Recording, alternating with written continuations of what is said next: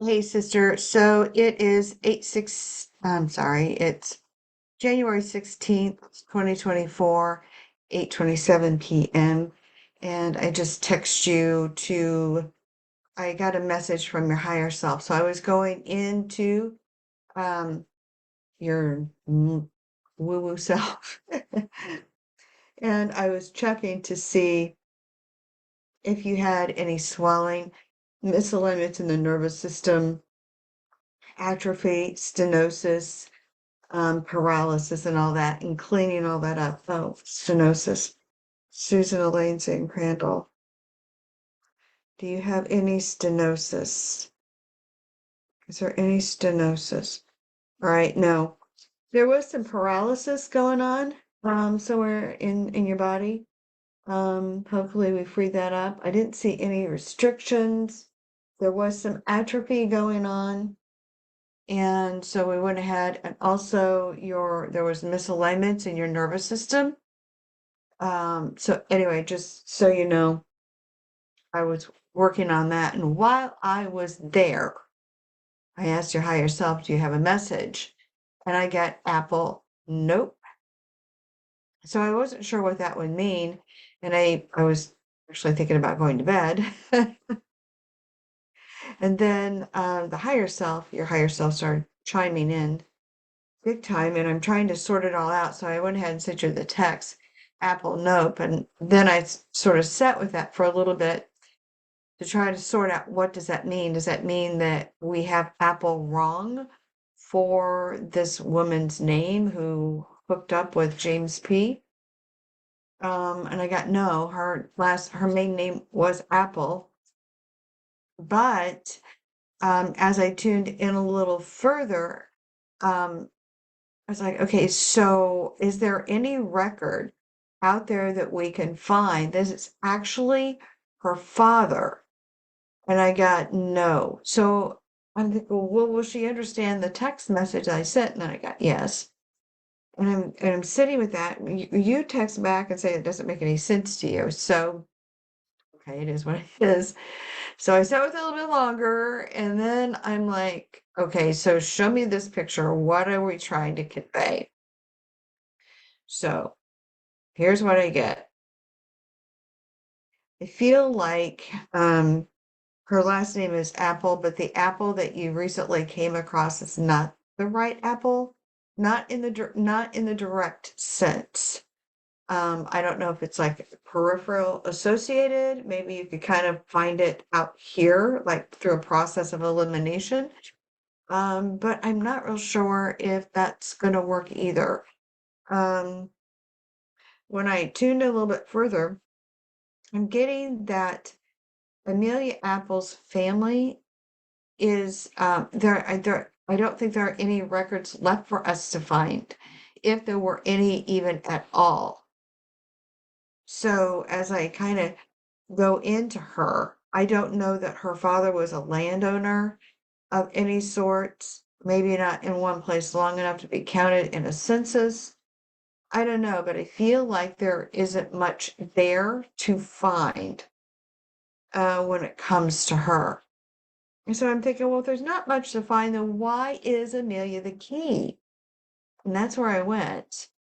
Well, Amelia's the key because she's so easily discarded so quickly. So then it sort of makes sense. And here's Hester bringing up the light.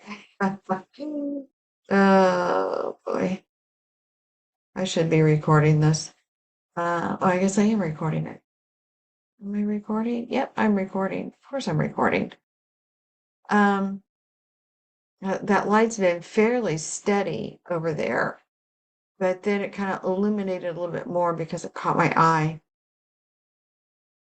Usually there's this line that goes underneath the porch photo, the line that is prominent underneath it, just well to the north edge of it, in 2 inches, the wider line. It can actually, I saw it more pronounced.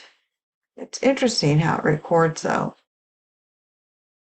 All right, so at any rate, Hester sort of steps in, and I feel like We're just not going to get any information. I've been trying to talk to Dad all day, but she's been here kind of, I got to tell my story. And I'm like, yes, but you really need to talk to Susie because, I might interpret things differently. So let me get back. I'm getting way too scattered. Back to why Amelia was the key, why that was important for Hester. Because Hester was discarded. Hester put everything she could into that relationship, into the marriage, knowing also if he became dissatisfied with her, where was she to go? How was she supposed to live? So I think that was already in her mind, even as things progressed and got worse. If I tell on him, and I got strongly that her father would have absolutely lost his shit and killed the guy. And I think you got that too. And that came in real strong. So she played it off and made excuses for him. So obviously when the time came, again, it was reiterated to me in this whole thing.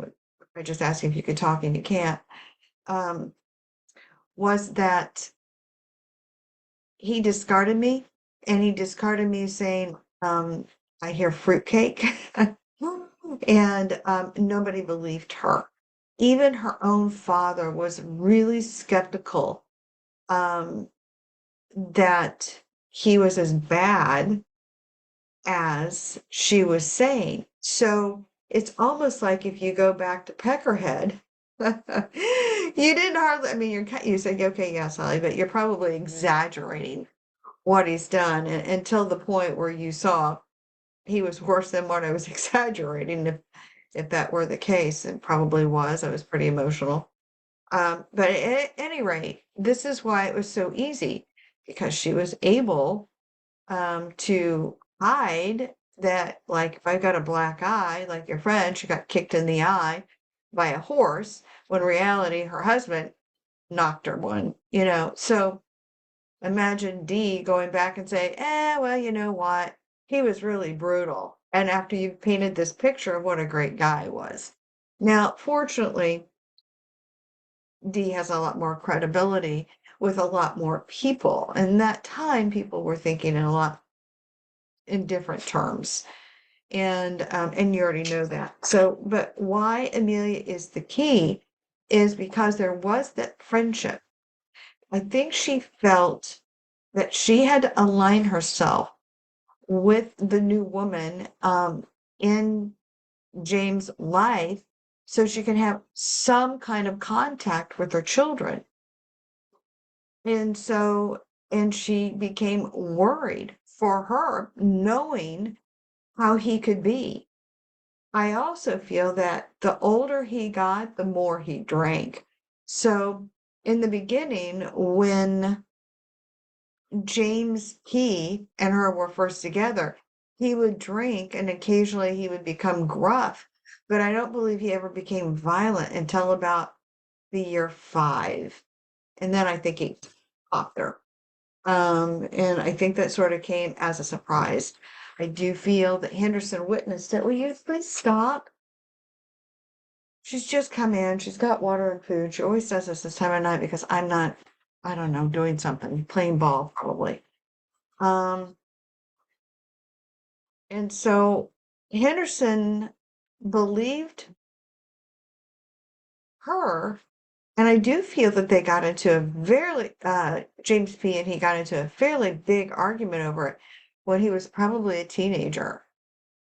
But because his mother was, I do feel, um, as she got older, I think she got knocked around pretty significant. Again, it's that head injury that's presenting itself to her. She had a hard time with her memory. Just things that if you look at her, you can see she's off. So when you look at her as she aged and these this arm that didn't heal, so she's kind of walking around without the use of her arm. She's a broken down emotional wreck. Um, she's had her children removed from her. He's wanting to, James P. is wanting to erase her. I think by this time, Henderson got a pretty good idea that his dad can erase people. And he could see the good side of his dad. He absolutely could see the good side of his dad.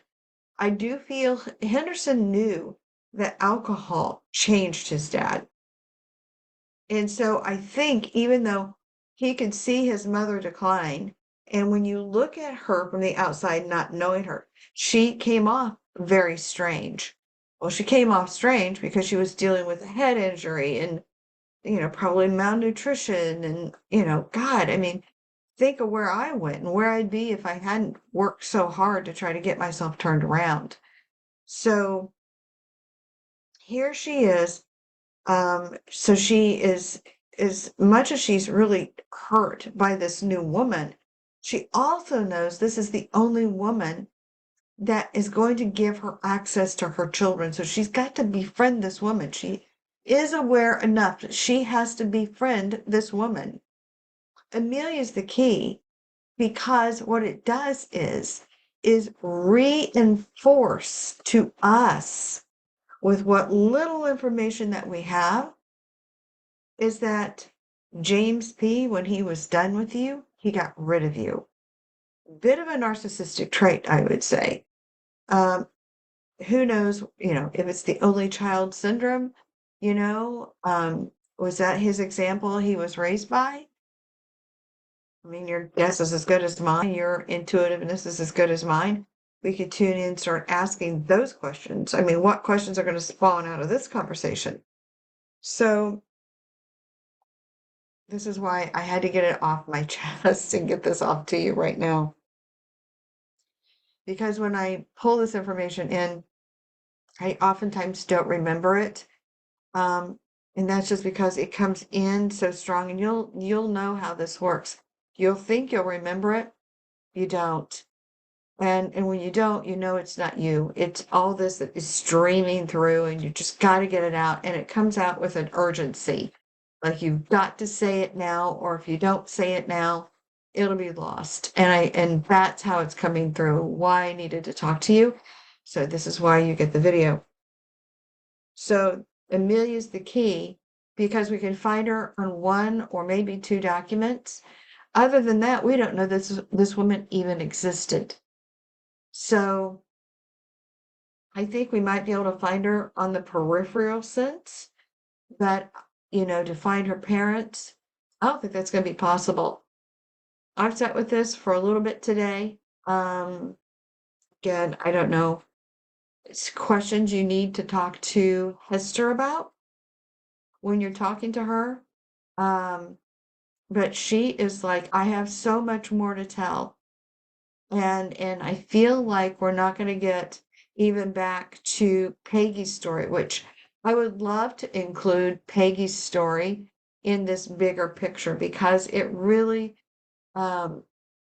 is the catalyst of how strong this family was and why, we left, well, in her case, Peggy's case, a rather comfortable life, married probably for love, and then left her family knowing she would never see them again and came here. Think about that. Think about being cut off from mom and dad.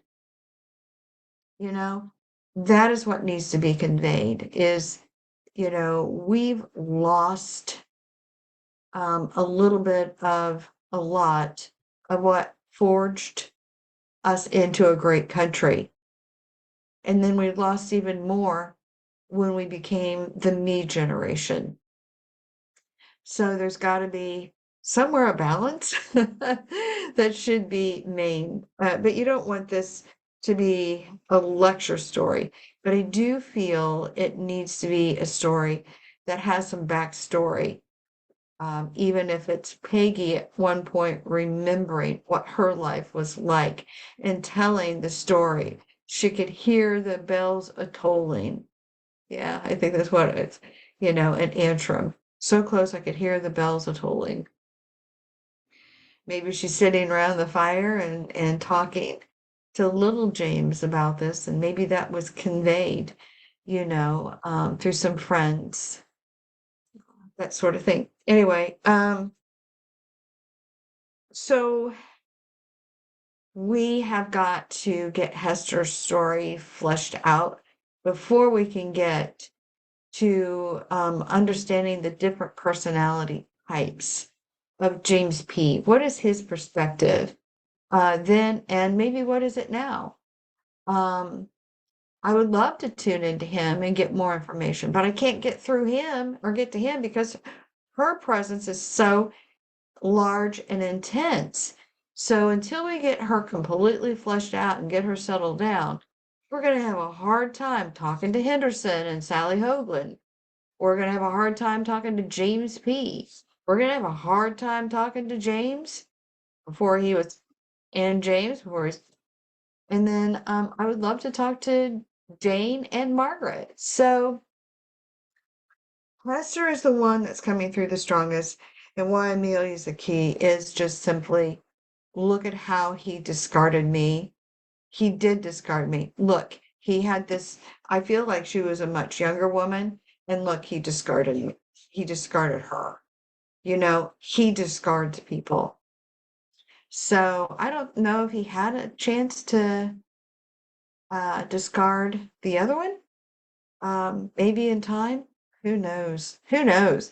By then, he was such a disgusting, grouchy drunk. And if I'm wrong, James P., I'm so sorry, but this is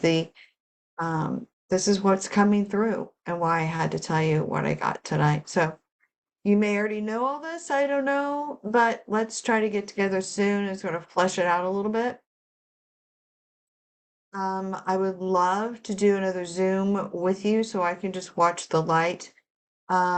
This light behind me does, oh, it has a little bit more glow. It pulsates a little bit, but I'm not tuned in to anybody right now. So, other than your higher self. But with Hester, when I'm tuned into Hester, that light gets bright enough that I can hardly see the picture on the wall, the bottom side of the picture. That tells you not only is she doing that with you, she's doing it with me, which also tells me we've got to get her story fleshed out as best we can. So maybe we can do a Zoom together. Let me know if you can. Send me a text, and we'll try to bounce questions off each other tuned into her. That would be a fun journey to go through, and we'll record it. So, all right, sister, that's it for now. Good night.